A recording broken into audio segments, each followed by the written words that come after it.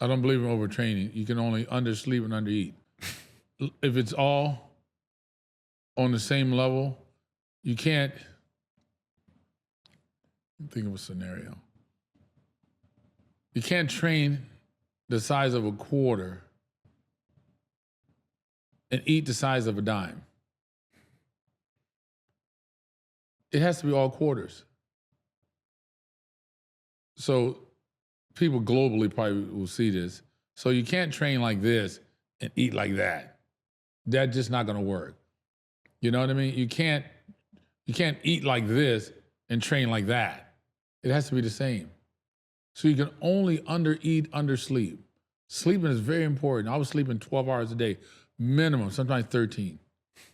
And sometimes even 14 hours. Was that something you, like now there's a lot of information about the importance of sleep and a lot more research around. At that time, it probably wasn't as top of mind as what it is today with podcasts and things like that. Like, was that just something instinctively you I had puppy dogs.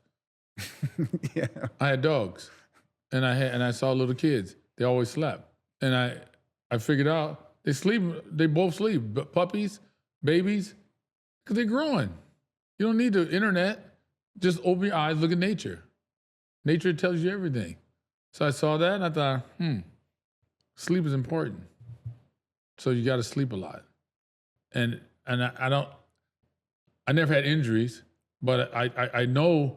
Without reading, I know injuries also, it's logical to me that your injury healed themselves during the sleep.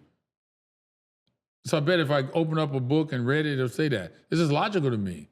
So if you get injured, you got to sleep a lot. That's how you repair your body. Your body won't repair itself if you're running around. So these things to me were simple and they're all logical. You know, it just made sense. I didn't quite understand what other guys, they would tell me, even today, because my sons are playing football. Oh, they got these special trainers now, these professional trainers, charging all kind of money to train guys. They don't know what the hell they're talking about. So they'll see me and my son training. They go, oh, look at, he's rocking with the weights too much, right? His form is not good. Let me explain something to you. That's all BS. Because let's look at this. Let me give you an example. I like painting pictures. Let's say you're running a quarter. The quarter is a very difficult race. By the time you hit that last 100 yards, that monkey jumps on your back and you get so stiff and you lose your form and you gritting your teeth and you're running up and you're dying, but your form is bad. At that point, should the track coach say, oh, you got to stop, you can't run because your form is bad? No. He tells you keep running because eventually it'll go away. You'll get better and stronger. Same thing with rocking with weights. You don't tell a guy not to rock. That's stupid. You have to rock with weights at some point in order to get stronger and to get better. You want that monkey on your back quick. So when I'm training with weights, I try to get the monkey on my back fast. In other words, if I do bench press, I'll do bench press and then jump down and do push-ups. 30 seconds next, 30 seconds, rest. Bench press again, push-ups to failure. That monkey's on your back real quick. You cannot get better unless you get the monkey on your back. How do you, you train your sons that are, world class, they're in the NFL, and my guess is that they're very valuable to the teams they play for.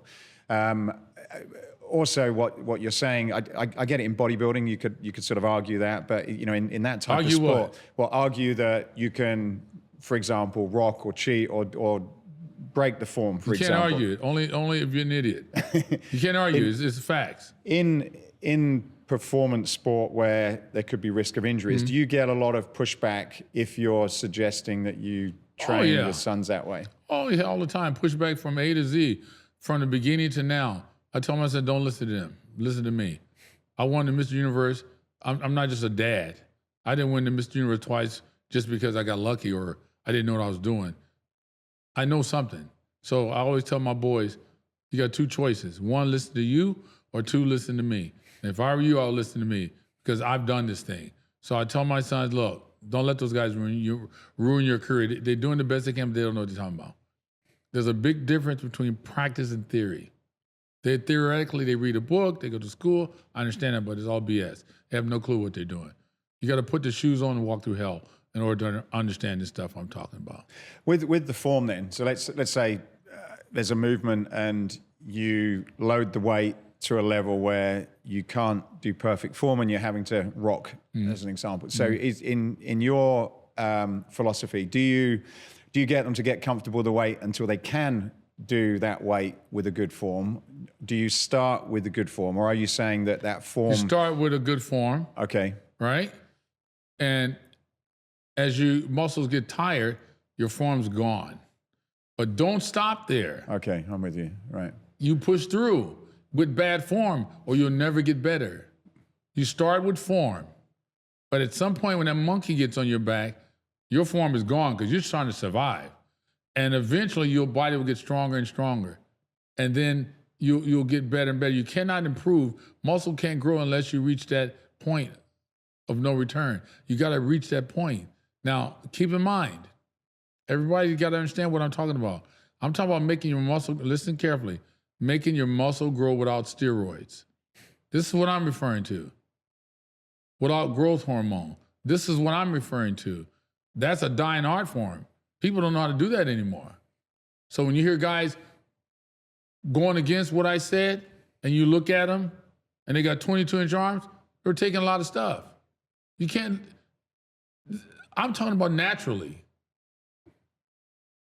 Look, I'm from Compton.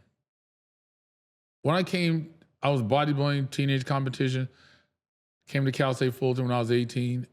I think I was like 19 or something, is when the first time I even heard of a steroid. I thought it was a joke. Where I come from, we don't know about that. We never heard of that. Guys come out the penitentiary where I'm from, 20-inch arm, 19-year-old kids.